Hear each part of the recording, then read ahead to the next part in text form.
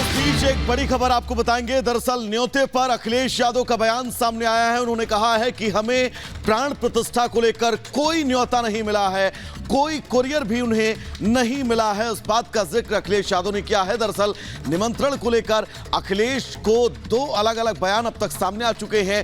इसके पहले अखिलेश ने कहा था जो निमंत्रण देने आए थे उन्हें मैं नहीं जानता, और अब अखिलेश यादव का यह कहना कि प्राण प्रतिष्ठा को लेकर उन्हें न कोई कुरियर मिला है, न ही किसी भी तरह का न्योता मिला है। अखिलेश यादव ने आखिर कहा क्या कुछ था, आपको सुनवाते हैं और आप क्या कह रहे हैं ये भी सुनिएगा।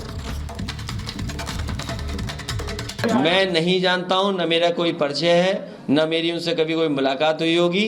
जो परिचय वाले हैं, हमारे व्यवहार में यही माना जाता है, जो परिचय जिनका होता है वही एक दूसरे को व्यवहार देते हैं। कि भगवान श्री राम के नाम पर हम लोग को अपमानित न करें।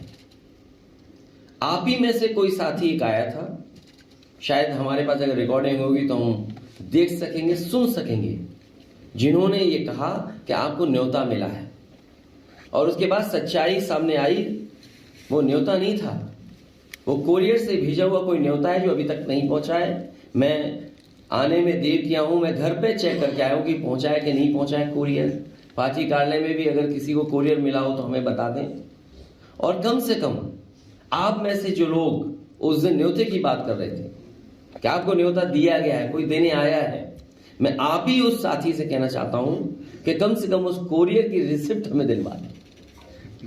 उस कोरियर की, जिस कोरियर चला है उसकी रिसिप्ट दे दोगे तो हमें आसानी होगी उस तक पहुंचने में और जानकारी हासिल करने में। तो अखिलेश यादव को आपने सुना। कांग्रेस के निमंत्रण अस्वीकार करने पर बीजेपी की सांसद साध्वी प्रज्ञा ने क्या कुछ कहा, आइए वो अब आपको सुनवाते हैं। प्रभु राम जी का जो अवसर आया है, जो उनके प्राण प्रतिष्ठा का, जो उनके भव्य मंदिर में विराजने का जो अवसर आया है, इसमें सबको पहुंचना चाहिए। जिनको आमंत्रण मिला है वो और जिनको नहीं मिला है वो, लेकिन भाव से सबको पहुंचना चाहिए। परंतु जिनको आमंत्रण मिला है उनको तो सशरीर भी पहुंचना चाहिए।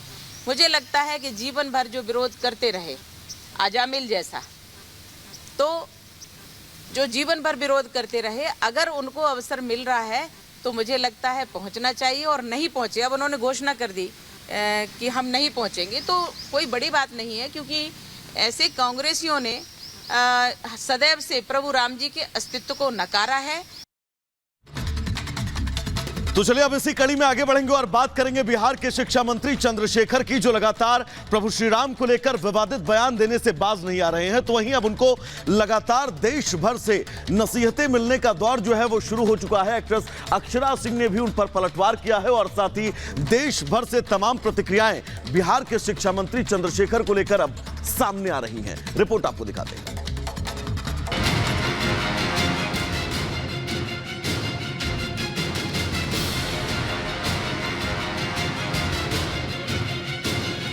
22 जनवरी को अयोध्या में बन रहे राम मंदिर में रघुपति की मूर्ति की प्राण प्रतिष्ठा होगी, जिसे लेकर पूरे देश में उमंग, उत्सव और जश्न का माहौल है।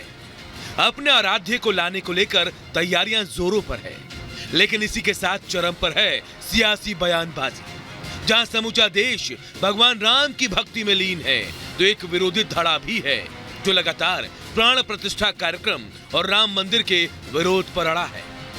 राम मंदिर को लेकर आरजेडी के कई नेता इन दिनों विवादित बयान दे रहे हैं। ऐसे में बार बार सनातनी विरोध बोलने वाले आरजेडी कोटे से शिक्षा मंत्री प्रोफेसर चंद्रशेखर कैसे पीछे रह सकते थे। चंद्रशेखर ने न सिर्फ मंदिर के उद्घाटन को गलत बताया, बल्कि भगवान राम की प्राण प्रतिष्ठा पर भी सवाल उठा दिए। उन्होंने कहा कि भगवान को लाने की हिम्मत किसी में नहीं है और बीजेपी नाटक कर रही है। परमात्मा को लाने की कुवत किसको है? जो दुनिया बनाया उसको किसी को लाने की कुवत है? ये लाने का नाटक हो सकता है, अद्भुत है। कहां सो रहे हम लोग? लाने का नाटक करने वाले लोगों से होशियार रहिएगा कि रामलला ठीकना है, ईश्वर प्रभु परमात्मा छोटा है और चौकीदार साहब फर्जी 56 इंची वाले पता नहीं कई गुना ऊंचा है। हाथ पकड़ के घुसा रहे हैं। ये लगता है कि सच में हिंदू है। ये छद्म हिंदूवादी लोग हैं, छद्म राष्ट्रवादी लोग हैं। रामलला पर बिहार के शिक्षा मंत्री ने सवाल उठाया तो नीतीश कुमार की पार्टी जदयू के विधायक डॉक्टर संजीव कुमार ने उन्हें मानसिक रोगी करार दिया। तो वहीं भोजपुरी अभिनेत्री अक्षरा सिंह ने भी टिप्पणी की, चंद्रशेखर को अपना इलाज पागल खाने में कराने की नसीहत दे डाली। साइकोपैथ हैं, ये साइकेट्रिक डिजीज से ये ग्रसित हैं, इनका प्रॉपर ट्रीटमेंट होना चाहिए।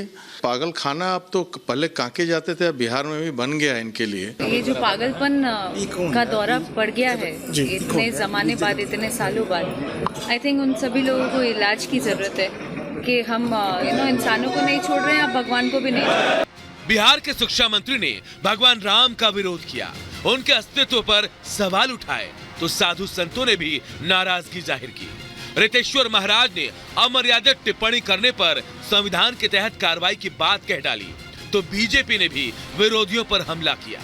राम सबके हैं, जो लोग राम के विरुद्ध बोल रहे हैं उनकी बुद्धि लगता है भ्रष्ट हो गई है, वो देश का विरोध कर रहे हैं, प्रभु का विरोध कर रहे हैं। इस प्राण प्रतिष्ठा का बहिष्कार करके कांग्रेस पार्टी और कांग्रेस की परंपरा, कांग्रेस गोत्र के जितने दल हैं, उन्होंने ये स्पष्ट कर दिया है कि वो राजनीतिक दृष्टि से निष्प्राण तो होते ही जा रहे थे, अब उनकी प्रतिष्ठा भी समाप्त हो। कभी सनातन, कभी राष्ट्रवाद, कभी देश तो कभी पीएम मोदी का विरोध करने वाला विपक्ष अब भगवान राम और उनके मंदिर का विरोध करने से बाज नहीं आ रहा। ऐसे में बीजेपी का साफ कहना है कि हिंदुत्व और सनातन का अपमान करने वालों को समय आने पर जनता जवाब देगी। Bureau report, Republic Bharat. और करते इस वक्त की बड़ी खबर है, कांग्रेस नेता आचार्य प्रमोद कृष्णन ने प्राण प्रतिष्ठा को लेकर बड़ी बात कही। उन्होंने कहा कि किसी भी राजनीतिक दल को इसके बीच में नहीं आना चाहिए, सबको न्योता स्वीकार करना चाहिए। उन्होंने कहा कि राम हमसे नहीं है, हम राम से हैं।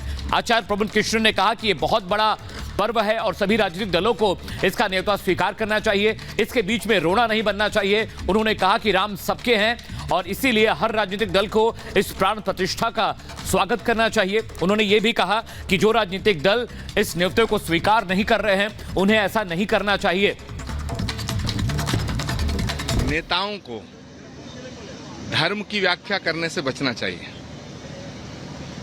भारत का नहीं, पूरे विश्व का करोड़ों साधु संत ऋषि मुनि महात्मा तपस्वी तमाम ज्योतिषाचार्य हैं, ये सब एक तरफ और भगवान राम एक तरफ। हम राम से हैं, राम हमसे नहीं है।